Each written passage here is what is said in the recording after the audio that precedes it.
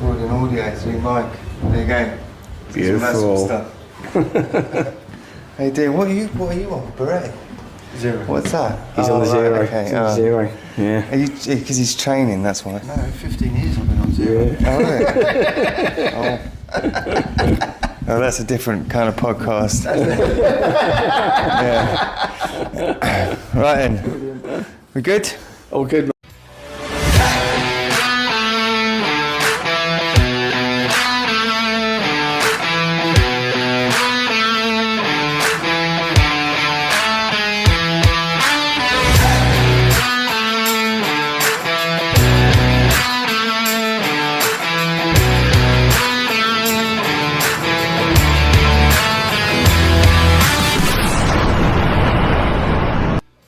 Right, good evening guys, welcome to the Amexhour with Steve and John.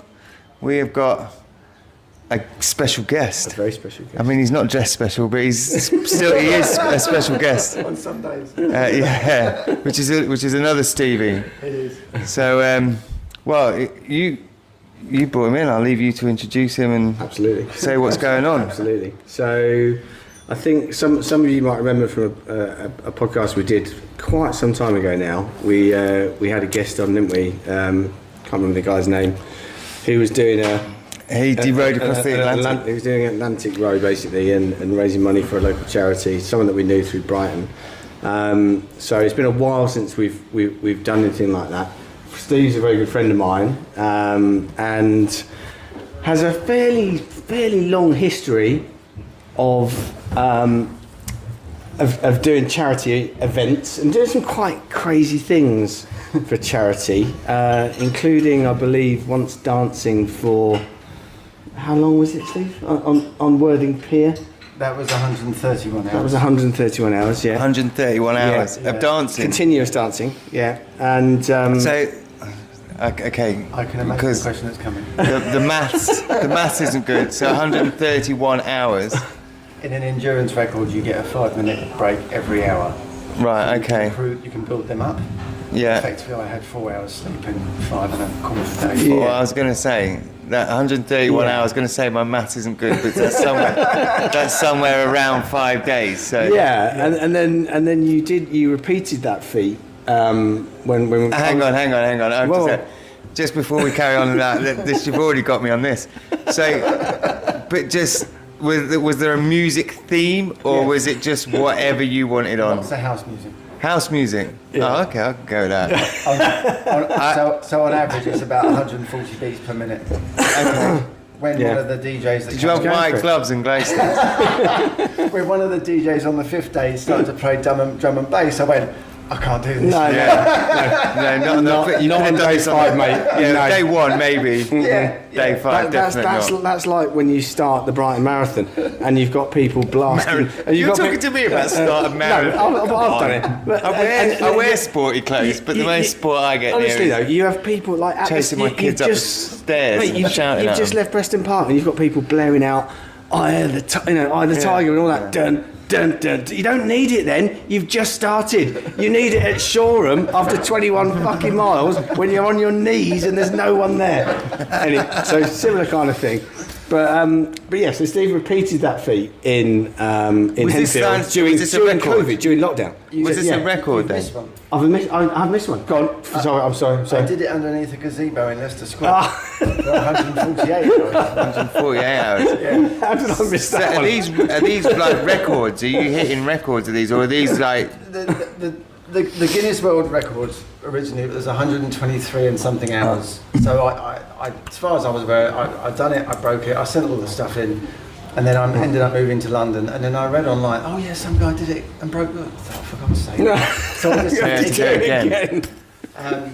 And then that was underneath the gazebo with a generator running the DJ. You can imagine the noise. Yeah. From the DJ's playing, but the generator as well. Yeah. But I had sort of Yates has given me breakfast and Slug and Net has given me dinner and sponsored by Eminem's World and all this malarkey going on. So what charities on the first one? What were they? On the very first one? So that was St Gemma's Hospice, which was a local one. That was the Worthing one. And then when the London one was the two big hospitals in London, what are they called? Begins with M. This, I'm thinking the kid. What's the kids one? Is that one? Or no? I don't know. Anyway, that was Isn't a long. that the one that? Yeah, sorry. And What? the first one was Chestnut Tree. That's Chestnut Tree. one. yes. St. Gemma's Okay. was the second one, which was in. Yeah. Because although these things are in the past, Yes. I always like to just keep, Yeah. because It's- obviously they it's- never stop raising money. They're always so we'll it's- shout them out. and it's good. It's good context for what's coming, I guess. Yes. So, your third, which I said your second was in Henfield, which was Yeah. I know well, that was raising money for the NHS because that was Yeah. during lockdown, during COVID. Oh, okay. And so Steve was running the George Hotel in Henfield, Yeah. and he spent a very solitary 5 days dancing. And you're on the ground floor, quite visible from the high street. The very last day, I moved it to the you moved it downstairs, yeah. Because randomly, as you do in my accommodation in the pub, I actually had a dance floor. And Well, yeah, of course. But it was- We all do. Yeah, I mean, You're not who special. doesn't? Yeah. but that was the first time I had a Fitbit strapped to my wrist, Yes. and I did 500. What was her name? Yeah. Exactly. Well, her name's still Claire. I thought it was thank God. lockdown. You're not. But I did 577,000 steps in 5 days. Fucking hell. Yeah. I went down on the last day and saw him. I think I was holding a little dog up through the window, waving his paw at him. And Steve was still So, going hang for on it. a minute. He had a Fitbit on. He had a fitty on his arm, and you went down on him on the last day. Fucking hell! No wonder he got. I mean, that was like the last stretch. No wonder he got through it. It was a stretch. Yeah. So, and you're doing something stupid again. I mean, you're doing something again. You're doing something else now. Yeah. Yes. So effectively, the short version, got back in the water after many years of not doing much with it, and a friend of mine was swimming Lake Windermere. After that, about a year or so later, he was swimming Loch Lomond. So I had, in the meantime, taken up paddleboarding, and I said, "Do you want some company?" So I paddleboarded alongside him in Loch Lomond for 12 hours. Subsequently went to Ibiza in September. Saw my old boss because I used to work in Ibiza for 3 summers. His son's got this condition. Go dancer. You can tell. I've got the face, haven't I? Thank you. Well, it just I assume. Still. So he's danced for several days to trance music, and he used to live in Ibiza. He's obviously a go-go dancer. Yeah, of course. Yeah, and then so my boss now, he used to run a bar in the West End for almost 30 years, but he's now got a cafe bar just sort of inside as you turn into the bay, and his son's got this condition, Smith-Menger syndrome, and there's only about 300 families registered with the charity. It's very Right, okay. It's very rare, isn't it? And then a young girl that I'd already raised a little bit of money for, but not as much as I would have liked the previous time. She's got neuroblastoma cancer. She's only 8. She's a twin. So I thought, do you know what? I'm going to go and paddleboard around Ibiza, and that's what I'm doing. So you're going to start at a point and go all the way around, Yes, or have you so got all the way certain around. Well, checkpoints? So literally, I'm going to go and do a recce at the end of May. Yeah. And through talking to people, I've come across this amazing app called Savvy Navi, and you can literally just drop pins All as the you way go around. to plan your route. And at this point, do you know the distance that you've got to travel on It's that? 210 210 kilometres. kilometres. Yeah, 210 kilometres. And have you myself. set yourself obviously you set yourself a time scale? 25 kilometres a day for 8 days. 8 days. Yeah. And what do you get in between that as rest? When I Are you stop, just doing- sleep and then Yeah. start again the next morning. Oh, okay. Yeah. And then it's just go. Yeah. And you're going to stand up paddleboarding, or you're going to sit down and row? It's a huge distance. Stand up as much as I can. As I found doing Loch Lomond, when it gets a bit rough, obviously that might Yeah. You're but a then little when bit you're immersed in the kneeling, weather, you've got yeah. more power. So Yeah. it's just to get round the thing effectively. Awesome. Plan. Fantastic. It is pretty good, isn't it? It's pretty cool. I mean, I've talked about, or I haven't talked about it. I've been asked to do stuff, like lots of times in the past. And I always find an excuse not to do it. Mainly because I don't have, I don't know, you've got to have a certain amount of spark to get you going. Once you get people make the decision but never quite get there. But once you've got that, if you've got that spark in you, if you've got that push to get over, I would guess, the organisation of it, then the rest of it is quite standard, I would assume. You've got a job to do. You've got to get mentally ready, and then you go and do it. But the planning of it, I mean, that's where I always fall down, because if someone else said, we're doing this, and I went, okay, what do I have to do? You just have to turn up and do the thing. I'd be doing charity stuff all the time. You could push me as far as you wanted, and I'd keep going. But it's the beginning bit I never get over, because I'm lazy. Well, in that sense, in the organisation and in that build-up, I'm lazy. I can't be bothered. Literally November is when I started, like, things ticking and asking questions and getting stuff designed, and I've literally picked up the t-shirts today that the charity sent me, but then I've had the logo put on, and then the QR code, and then their names, the kids' names on it, because there's 10 of one charity and 10 of the other. What are the two charities called, Steve, so we can get that on? So it's Solving Kids Cancer. So Solving Kids Cancer. And then the other one is Smith-Menger syndrome, so it's SMS. SMS. They're on the back of mine. So, well, keep turned around a second.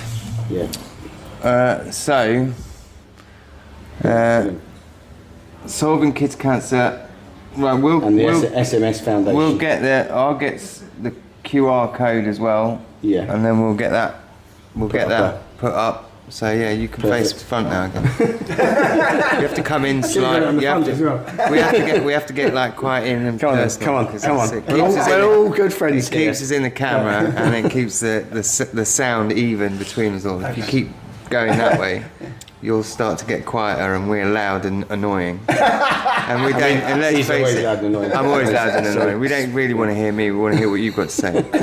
So the time that you're spending out there, are you just going out there to do this, or are you going to spend a little bit of time out there before or after? Of course I've got to go to a club. So a couple of weekends, one before, one after. It won't be a couple of weekends. I'll probably have one night at the end. One night at the end. Yes, but I celebration. It's kind of closing party sort of time, isn't it? Around that time or not? They're going back a bit mid-October now. Oh right, okay, right. But I went to the Club High last year and Ushuaia, and they were amazing. So it'd be great to go and go out there. Do that at the end. One of the guys that used to, he was a family friend. I don't know if he fell out with him or not, but a friend of my parents was a lodger for a long time. His name was Bod, and he was a go-go dancer in Ibiza for a few seasons. Right. Okay. So he used to tell me some stories. Not really sort of stuff to be honest, he was. Yeah, they're just not stories. They're not even stories that YouTube would allow us to. You get away with quite a lot. But there's limits. No. There's another slightly strange connection from tonight as well, because when I mentioned to Steve, I said you really should come on the podcast and talk about this, so we can promote charities and get the word out as much as possible. Yeah, I mean there's at least 6 people do it. Exactly. And, is that many? That's that many now, yeah. We're one off a couple of weeks ago. So we've gone from 5 to 6 people. That's amazing. That's amazing. So I just obviously go see the Jesters. It's at the New Oak, 7 o'clock on a Thursday, and he came back to me and said, "The New Oak that used to be the County Oak." I said, "Yeah, that one." He went, "No way." So that's the first pub I worked in Brighton. Did you work here when it was a Coke den or before that? Because Pat's done a great job in turning this place around. Because when I was ringing around, there was a couple of places.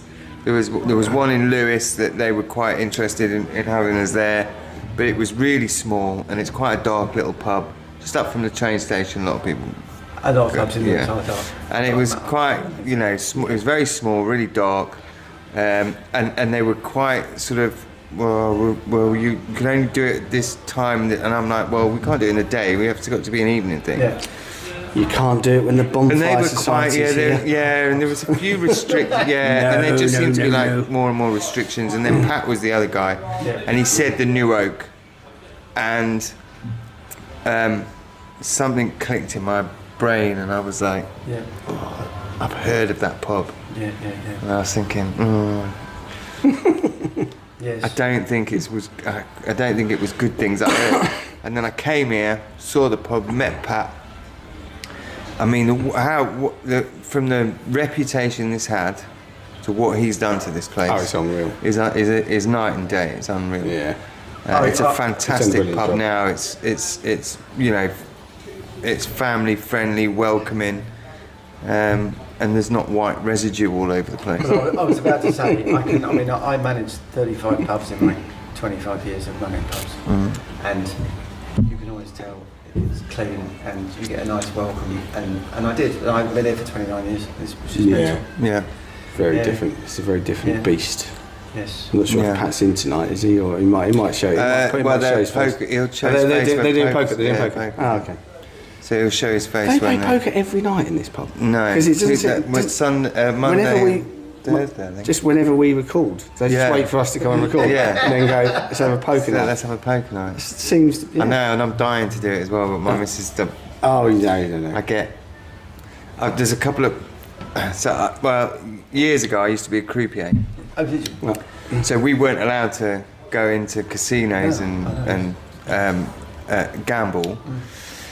But what we used to do is, on our breaks, we all used to go around. There's this tiny little round table, and we all used to cram round it on our breaks, and we would deal as quickly as possible, and it would be like quick hand bets. So it'd be like you're just bashing pound coins, gone, and they could check like this little coven of pound coins could change hands 6 times within a 15-minute break, and there's only 5 people around the table. You think, whose hand's that coming in? And that was how quick we used to play. And then we used to, the only place when we finished, because it wasn't the late drinking back in those days, it was standard hours. So the only place that we could go, you finish it at like 3-4 o'clock in the morning if you've got to count up at the end of the night, is Riley's Pool Hall over the road. Yes. Because they used to hold tournaments there and competitions there. They had like a license where they could basically stay open, because it was a gambling license. Yeah. So we used to go over there, and we knew the guy, and he used the night manager, and he used to say, look, as long as you there's money going over the bar. So what we used to do is we used to take our own bottles of Jack Daniels in, or vodka or whatever like that, and then we'd buy the soft drink off him for your Jack Daniels and Coke and your vodka and orange and all that sort of stuff. And then we'd be in there till 12 o'clock, because you're finishing work, like everyone else is finishing work, and then they go off to the pub or they go wherever, and they can chill out for a bit, they watch a bit of telly at home, they have their dinner. Like we're finishing at 3 or 4 o'clock in the morning, so that's our time to do all of that stuff straight afterwards. And we started, because we couldn't go into casinos, and one of my main games was roulette and was the poker dealing.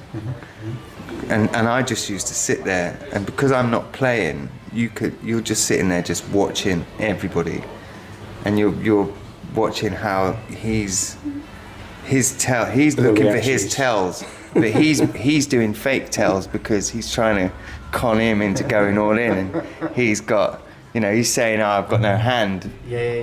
But so you kind of just get used to it. See, after such a long time of just sitting there, not being involved in playing. I'm not playing poker with you. No, it's a good idea. But sitting there and just observing other people playing. Yeah.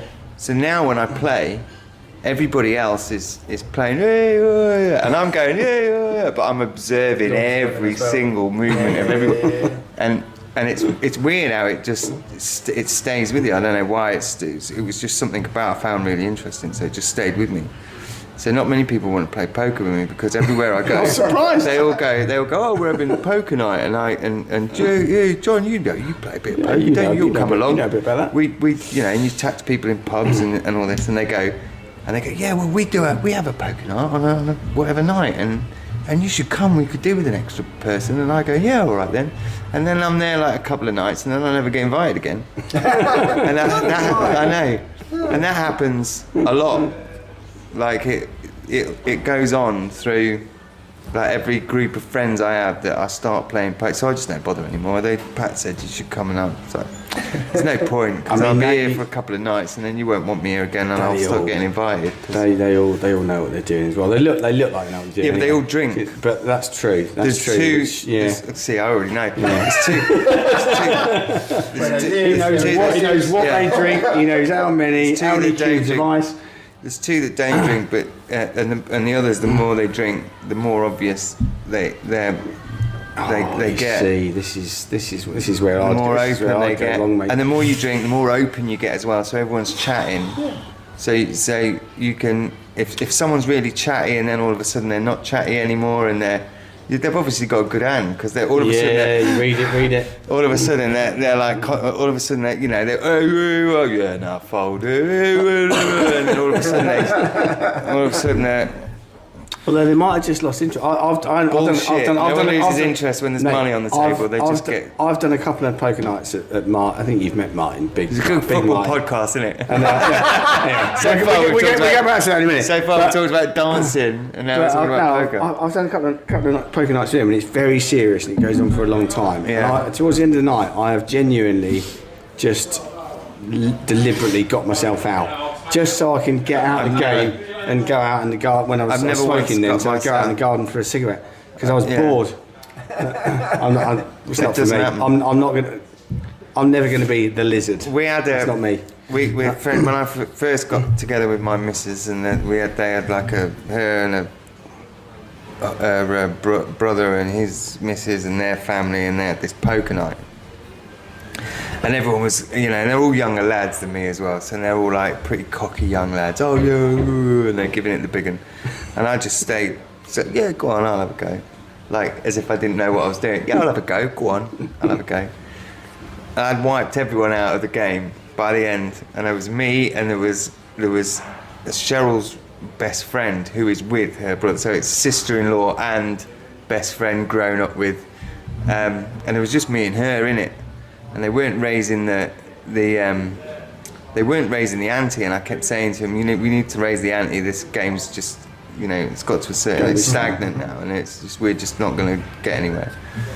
And then she wanted to, but they just didn't really know what they were doing, and I just refused. And everyone was saying, just share the pot, and I refused. I was like, no, it's not how you. I'd had a few to drink, and I got to the point where I was just steadfast, and it upset a few people. I turned around at one point, Cheryl had gone, she'd just left and gone home, and I didn't even realise. And yeah, poor old Kelly, I must have made her feel like a right cunt. And I just went, oh shit, I don't know if that's how I might bleep that one out. But yeah, it wasn't my finest hour, let's put it that way. And then I had to go, and in the end she just gave up and just went, just take the lot. And I happily, as a drunk, where did they sleep that night? As a drunk, like really, like focused male, like fuck you all. I just went competitive. Like, well, good. That's about time you gave in. It's all mine. Precious. And then the next day I had to go back to her with half the money and hungover and apologise for how much of an arsehole I'd been.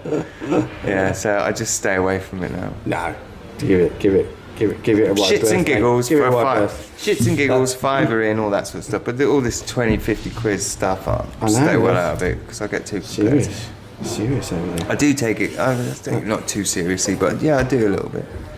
But yeah, people stop inviting me because I just really good poker players. Then they'll invite me back because it's it's worth yes, yeah. But they play for a lot bigger money than I'm prepared to put in. So fair enough. But anyway, so as we're a football podcast. Oh yeah. Oh yeah. We are, aren't we? We are. So do you watch? Are you a Brighton supporter? Do you watch football? Are you into football? Well, there is another small connection. There is a connection. Oh, go on then. My dad used to play for the Albion in 1958-9. Yes. So, well, hang on. I mean, you didn't say that. So your dad used to play. I would assume by used to, and by the way you're talking, passed away now. Yes. Okay. So put the name out there, and let's get some diehards that know who this man is. Norman Stevens was. Norman Stevens. Yeah, and he played about the same time as John Shepherd. Was it Foreman who was the groundsman at the Goldston? Yeah. Was it Frank? What position did he play? Oh yeah, I know. It's a bold shot. I think it was fullback, wasn't it? Yeah. It was fullback. From what I only know that from when we did the programme notes at the time. Yes. Yeah. But did he keep like course? Was it like a big moment of his life, or was it just part of a small part of it? Or because I would assume back then they were. It was so much more competitive. Yeah. If you got injured, there was 20 people waiting to take your place. Yeah. You know, it was down to actual football that the reason why he found me, because I'm adopted. So he used to play for Tunbridge Wells, and I was in a hospital in Tunbridge Wells. Oh, okay. That's how he felt. But even I knew in his life he played against Jimmy Greaves. But in the funeral, when stuff got brought up, he'd even played against World Cup '66. Pele. Oh, Main guy. Bobby Moore. Bobby Moore. He played against Bobby Moore as well. Bloody hell. Yeah. So it was that an era where there was some real great. And did he players own a around, fish and so- chip shop or what? or a pub? Because that's what most footballers. No. I think all sportsmen back in the day, they all had a trade as well. I think they got paid £20 a week and £2 if you won, sort of thing. Yeah, it was a bit of a different beast to. Yeah. They weren't. So they we're weren't Brighton at millionaires, that were they? point. So Brighton at that stage. Yeah. What sort of level league? What sort of thing were we talking? In 50, I mean, I don't even know that, to be honest, in that era. Well, I'd you need have to go. Yeah, put it in the comments if anyone knows. Yeah, if anyone does, please do. But a lot of the memorabilia I had, and then the connections I had when I was running the cricketers in Southwick, I believe, even though it's just had a refurb, that a lot of that's still up. There wasn't hardly anything up. Yeah. And I put it all in their sports. But John Sullivan, he was a regular at the crick, so he gave me some bits. Kerry Mayo worked in the office. Didn't you take them with you? Oh yeah. Didn't you take them all I wanted down? them to have a place where people would see them. No, just take them all down. And put them on. Take pictures and put them online. People will see them. Make yourself a little garage man cave. And I was friends with John Shepherd's son, Dominic, and I think John wrote a book about, is it Out of the Lines Down, when he played for Millwall or something. Yeah. And he gave me a copy of that, and that was in a glass cabinet. So I tried to, because there was nothing there before, some snappy pictures up. So it was good. I remember Dad once, because obviously ailments, and they all got cortisone injections back in the day. They didn't really get looked after. Yeah, of course. And I think, bless him, he went through a lot of pain once with the Dads v Lads match, and was on for about 5-10 minutes before he just couldn't play anymore, because he must have been at least mid-50s, early 60s then. But all these young lads couldn't understand why they couldn't get the ball with him. And then my mate went, That's the difference, isn't it? He might not be moving very quick, but you still can't get it. Well, they played for Brighton. What team did he support? Was he a Brighton supporter? Your dad? He supported the game. So he watched. I think that's the one thing I gained from him, because I always worked like a trooper from the age of 13. Yeah. So I never really got to. So you just love football? Yeah, and then obviously running the pubs. For me personally. So he wasn't a Brighton supporter then? No one's perfect, are they? We forgive him. He watched the game, and he was a good critic of the game. So good goal, bad goal, good decision, bad decision. Yeah. What was indifferent? 5. Yeah. What about so you're kind of the same then? Yeah. Let's move in a little bit. Keep moving out. You need to get in. You need to get close to us and snuggle in. It was quite weird for me running pubs, and then suddenly the Albion were in the Premier because they're on TV, and then everyone knew me as this quiet person, and suddenly I'm shouting. I'm like, what's wrong with you? Yeah, no, that's it. But that's good though. That's what you. We talk about that a lot, about the passion there's certain parts of the stadium and certain reasons why, and there's no blame on anyone. It's just a natural. It's the natural progression of, you know, how the game's gone now, trying to get people into the stadium. And I understand why they make it like family. You know, they want to make it family orientated. Everyone's welcome, all that sort of stuff. And we believe that as well. You know, that's what we want. Yeah. But it does take away from the noise in the stadium. We go some places, slightly smaller stadium. I think Brighton now in the Premier League now, what they're doing, it's actually, you know, you're getting these young lads, a lot of young lads now coming through, and instead of wanting to support, you know, your Man United and Liverpool and Man City's, these big clubs, they're seeing their local club doing well, and now you've got these groups of lads now coming, and it's starting to build up when they get to a certain age. That's the you know, thing. and then you're going to have, you know, and as long as they keep that rolling, they've got a really big stadium where they've had to take, you know, the die-hard fans that have followed through all these really bad times, tough times in the you know, in their history, and they've gone from basically, you know, playing at a track and field fucking stadium, Meccano Stadium, to a 35,000 seater stadium, and you've got to fill it somehow. So we're still kind of at that stage, but it's getting, you know, we're getting louder, we're getting bigger. You can start to hear, you know, when we watch the away games, and you can hear these lot. You know, and that's what it's about. You can start hearing the away fans, and the away fans are the ones that, when you get into the stadium, they get, and all these young lads coming in now, like I said, supporting the Albion instead of supporting, you know,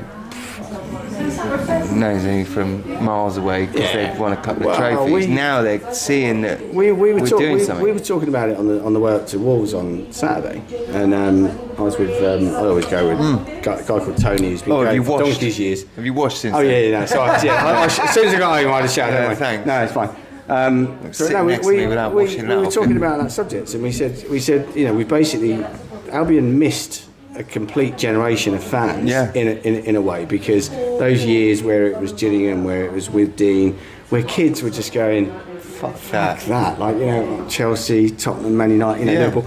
So a generation of fans was missed, but now it's coming back, and, you know, it's okay. The success has been there for long enough that you've got some of these young kids that started going with their dads that are now that bit older. You know, I've watched kids Joe's age grow up. Joe's been going since he was about 8 years old. He's now 22. And I've watched kids and people that we used to sit with in the family stand, and now the young lads that are going away every week, and they're back into it. So that younger generation is growing up, and there's, you know, you've got a group in the North Stand now. I can't remember, they're called North Stand 9 or something.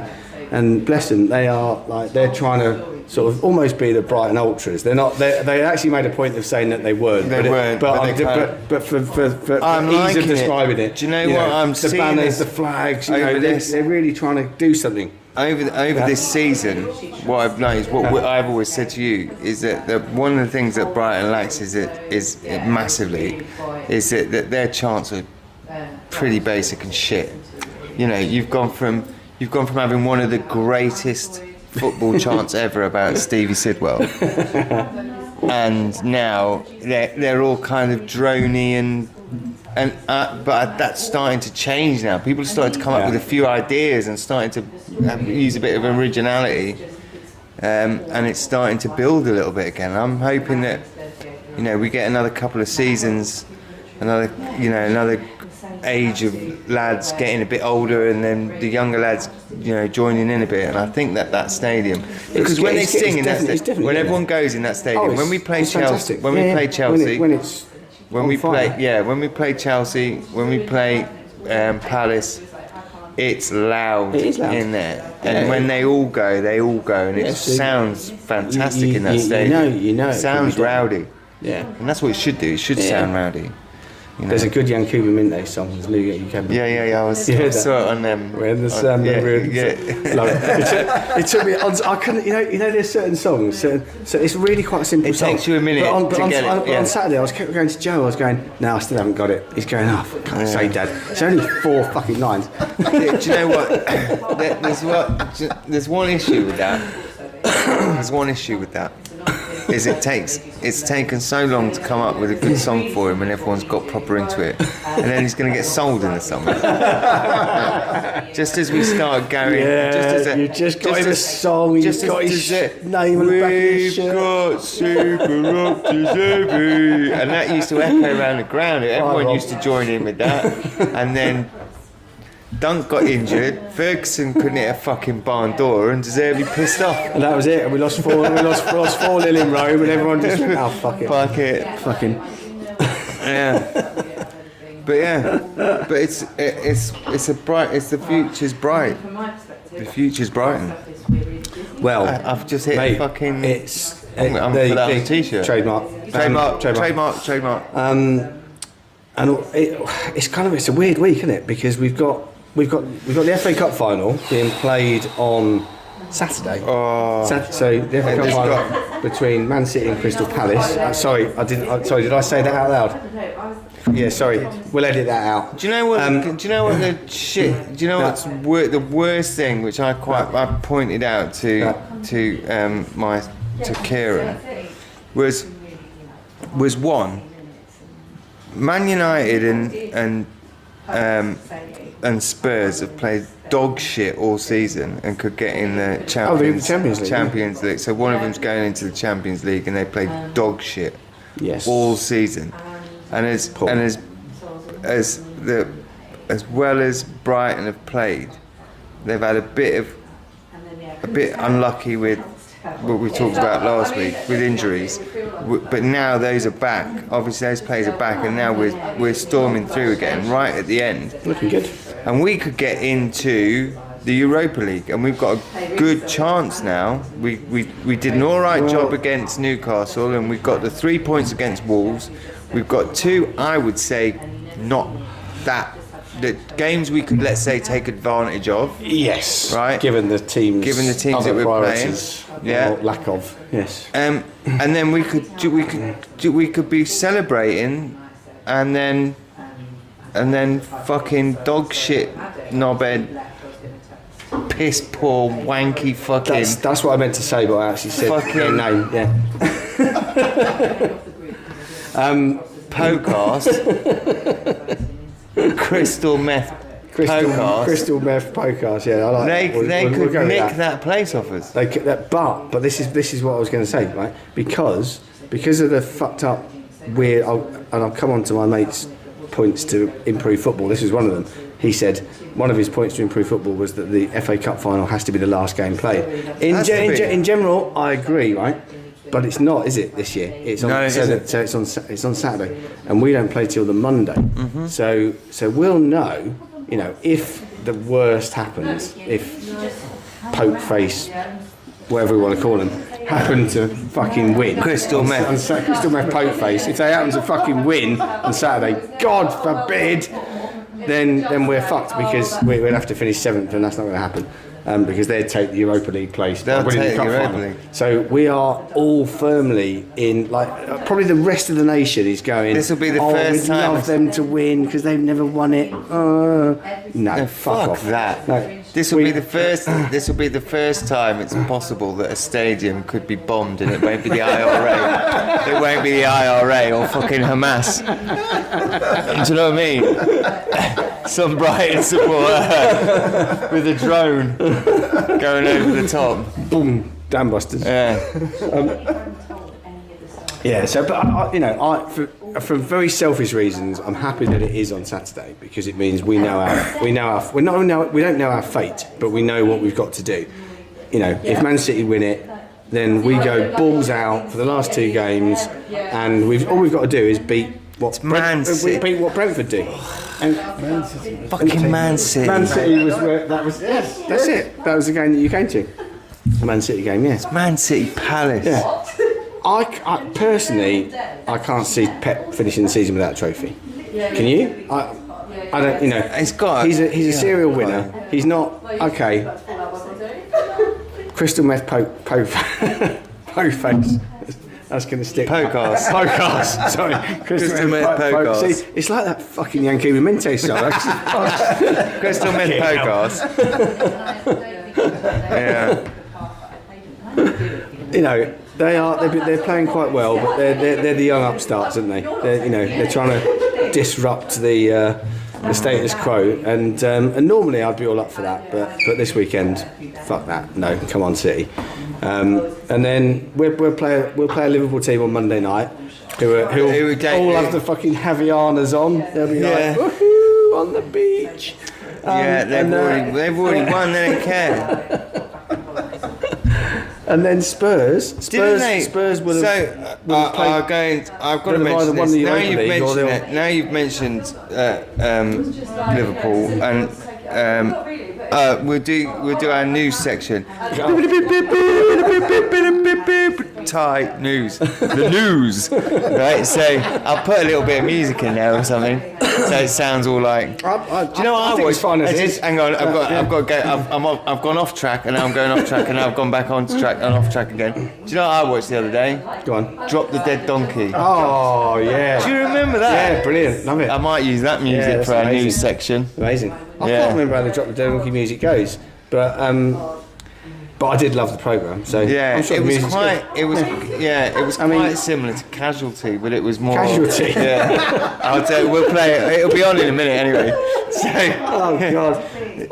Anyway, so Man City and Crystal Meth Podcast are playing in that. But we were talking about Liverpool now.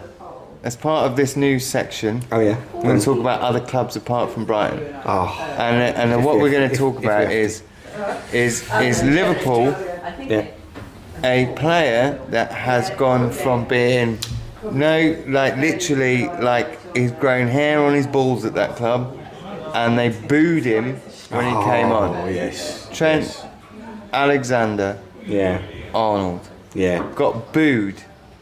I thought that was personally disgraceful, but you know, why? This is why Scousers are hated worldwide. They've got no class, have they?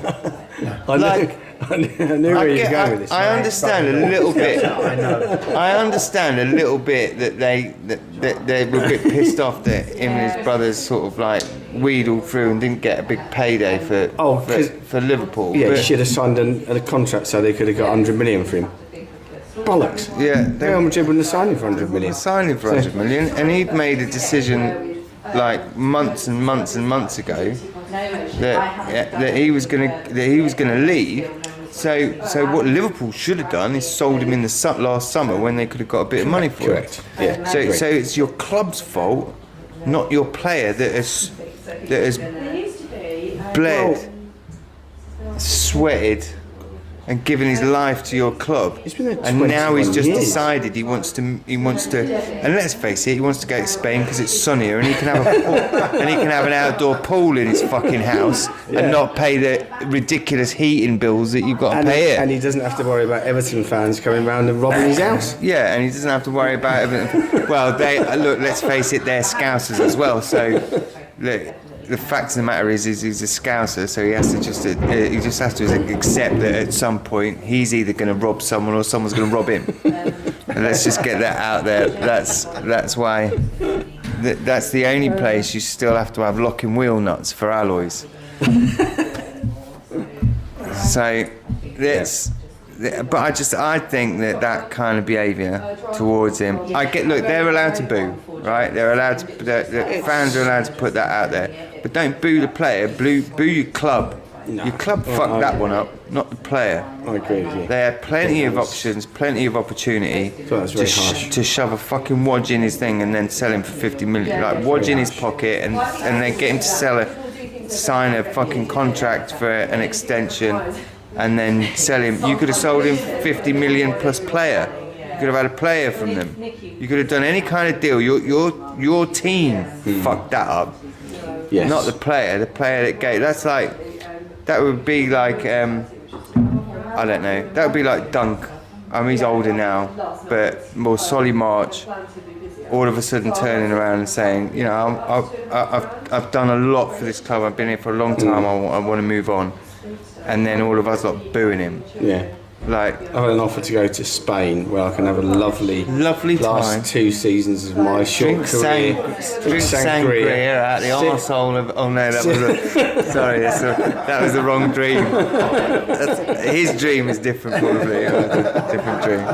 Through a straw. No, this is a different dream. It's not his dream. But anyway, the point is that I didn't think that was very classy. It was a bit distasteful. I thought not very. Yeah, we all boo ex-players, but then ex-players, not even an ex-fucking player. Yeah, he ain't even left yet. Fans, but here we go. One player, obviously returning on Monday, who is guaranteed to get an amazing reception, is our Ali Mack. Yes. Obviously, Liverpool fans love him. He's just won the league with him. Yeah, they've really warmed to him. We always knew he was a brilliant player, and he's just a class act. The way that he left, he never forced the move, and he'll be welcomed back to Brighton every single time. Yeah, I think so. Every side of the ground will be up on their feet applauding him, I think congratulating him on winning the title with Liverpool.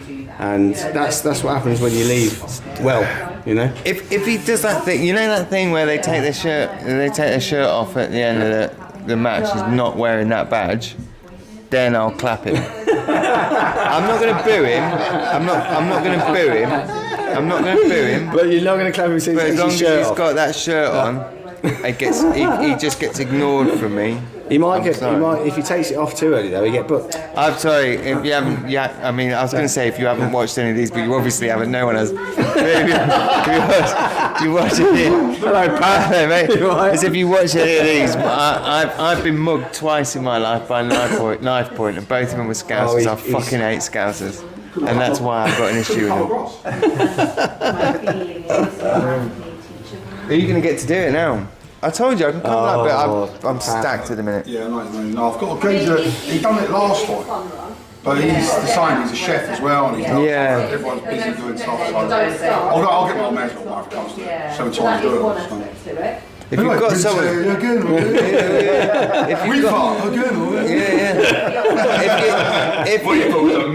was brilliant. If you've got someone that will do it, I'll drop the mower and that off. But I just can't do it. No, my dad's all right. It's only that front bit really, but they're doing the baskets Monday. Okay. But I wanted to try it, but I'll get it sorted. Oh yeah, great. Did you go up Saturday? Did you go up Saturday? Gardening. Yeah. The usual tropical walk. Oh my god, it was fucking. Have you washed? It was so hot. Have you washed properly since you left? I literally stayed in Birmingham on Friday night. Oh well, that's fine. Got the train. Oh yeah. You can stay in Birmingham. Sorry, somewhere around Smethwick, the Hawthorns, that sort of area. It's lovely. You can go there. But as soon as you get to Wolverhampton, it clings to you. You've got to scrub it off. Go last minute. We were drinking in Birmingham. We thought. Yeah, but you went into the stadium though. Yeah, I mean, but so there was dingles around you. They were. There was definitely contact. There was two brothers and sisters next to you trying to kiss each other, and a girl getting. I'm sure. Oh well, no, actually, you were in the away end, so you wouldn't have seen all the girls getting fingered in the toilets. We didn't see that because he loves the Wolves. He's been twice. My brother's been to 2 away games, both from Molyneux, and he loves the emblem. And he's just got it in his head that he wants the gold kit with the Wolves. How old is he? He don't sort of get it. I mean, he lives in Essex anyway, and he's a Brighton fan. How old is he? Okay. He's 5 in September. He's 5. So he's probably got another 10 years before he can go to Wolverhampton, and there'll be loads of girls he can finger in the stadium.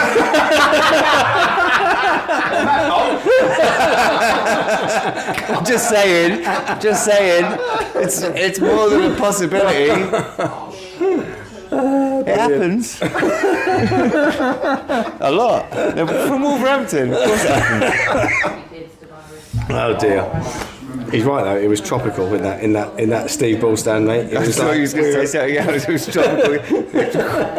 you need to get a fan down there. I didn't put any sun cream on. We come out like Felicia Beacons. Like, ah. It's the sun shines off all that fucking khaki, horrible yellow colour and glares in your eyes as well. It's not good in the summer. But 2-0 win. It was good value. Good value. We were 2-0. We were 2-0 up, and at that point we were going, don't do what you did last time. Because that was in the home 2 game. goals Yeah, in 4 minutes. God. Yeah, I know. But look, it is what it is. I mean, like, the fact of the matter is they didn't. We smashed it. We beat them. We were good, mate. So Resilient. Yeah, resilient. I posted a load of stuff. I was watching that the overlap. I was watching a really good podcast with that's done professionally and don't talk about girls. I've watched the overlap. With Righty and all that. Do you watch that? They don't talk about girls getting fingered ever. No, but that's they're missing a trick though. Yeah, they are. Yeah. With all their sponsors and all their money. Detail is so much more important. Yeah, all the Sky money that they get and the sponsors and the doesn't got the same authenticity. Yeah, if we get sponsors, are we still going to be allowed to talk about fingering? I doubt it. No, absolutely not. No. Oh, really? No. Oh, I'm not sure I want sponsors now. No, ruin it. Absolutely, yeah, it would ruin it, wouldn't it? Oh, I just thought actually my laptop's stuck up and it's got the company that I work for on there, so I hope he doesn't mind. No one watches it. That virtually is sponsorship. We can say what we want because no one watches this except us anyway.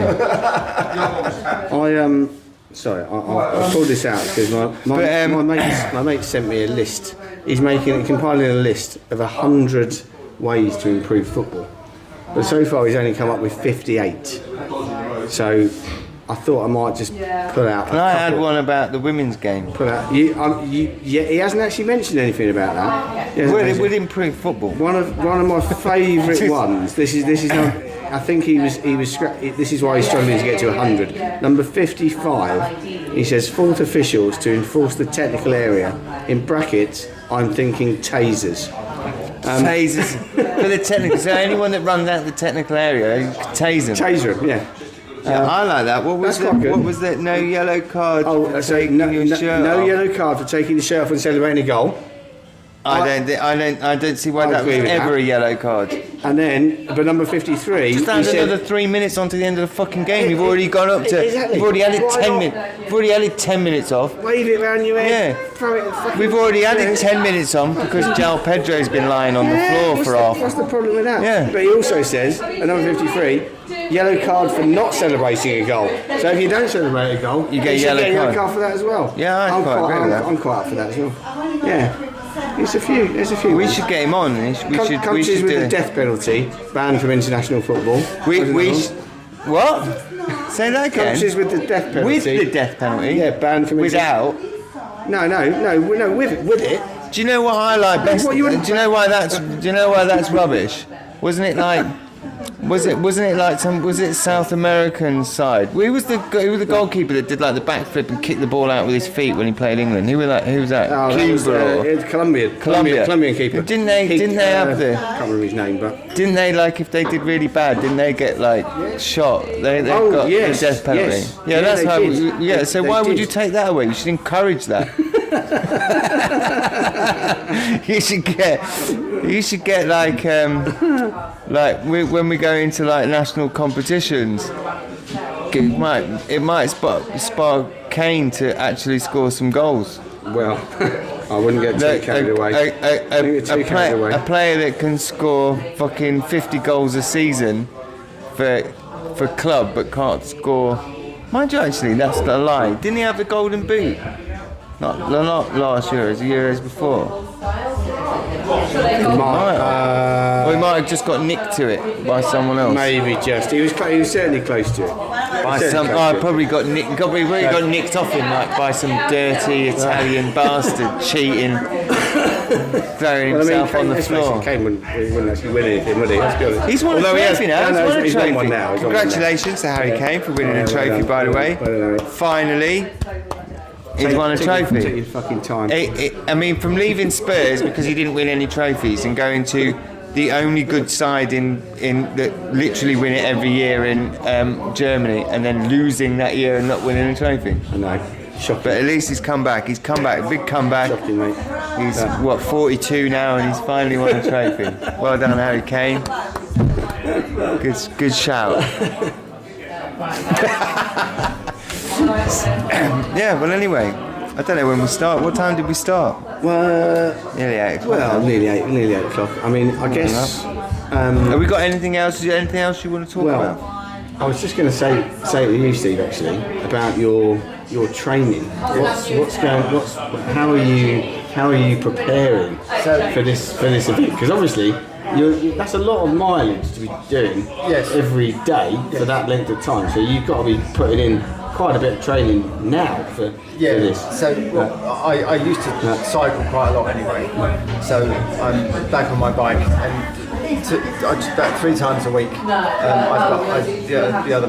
morning I did 52 kilometres before I went to work. Oh my God! Well, no, that's fine. I get up at 5, take the dogs for a walk. It's about 1.5 kilometres, and I do run. I do run some. You're almost there. I think you should do it with him. I do run some. I do. I run some. I've got my jogging trainers on, and I run with the dogs. Mainly when I'm chasing them to get them out of the farmer's field, but I do run a bit. You were talking earlier about sort of having those things that sort of drive you to get to where you're at. So for me, it's always been a number of things. The music, in any of the big charities I've ever done, it's always been playing. The charity's obviously raising the money, but also the sort of goals to sort of reach and then test for myself. So on Father's Day is the London and Brighton bike ride. Yeah. And I did that before in 3 hours and 5 minutes, and then I got down at 6 in the morning. So I'm aiming to break the 3-hour record. Oh, you're doing that. Okay. This time. Just so I know. Is that So yeah. Is that coming up on June? June 15th. But You can only get up to a certain level of fitness without being like 24/7, and as long as you know mentally that you can push yourself to do it. Well, this is what's even more impressive. I mean, you're doing this while running a business full time. He's obviously not been training recently. He's got a bit to do, hasn't he? But no, I can't do it. I try. I go to the gym and I like I said I do a bit in the morning, but I mainly do that because it sort of gets me up for the day. I'd rather go to bed early, get up early. So I'm not I'm not one for going. I used to go out a lot, but I'm not one for going out much anymore. So I put my time into say taking the dogs for a walk, spending time with Kitty Winks. Although mine are all old now. Well, my daughter's not. I've got to go and watch this fucking Tyler the Creator. Still got a young one. Have you ever heard of Tyler the Creator? He's a singer. No. He's a black singer that just swears and says the N-word a lot. Like, or a rapper or a singer or something. He's called Tyler the Creator. Not someone that's floating across my Spotify playlist as yet. It's cost me 130 quid for a ticket, and then I've had to pay 130 quid.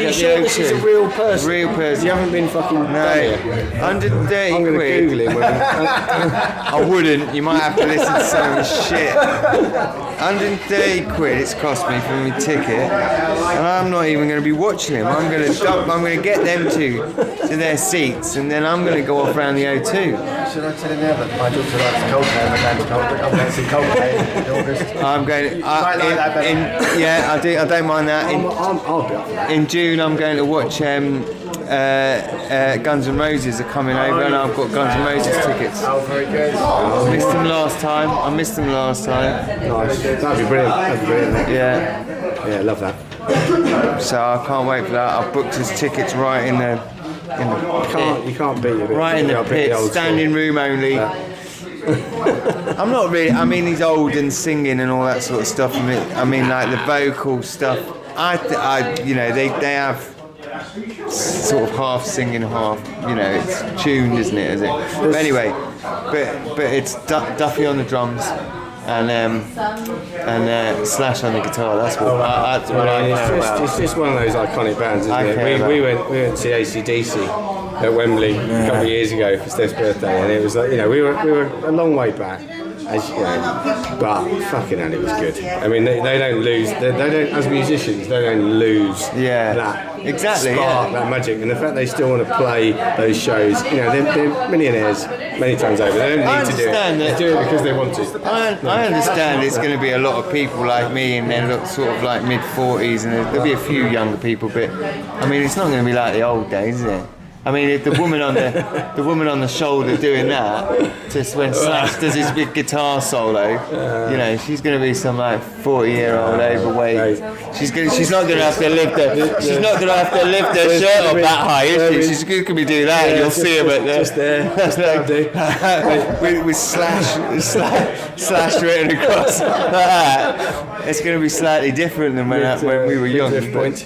Yeah, but I'm looking forward to AC/DC, there was a bloke sat next to me wearing a gilet. Oh, yeah. I mean, need I fucking say more?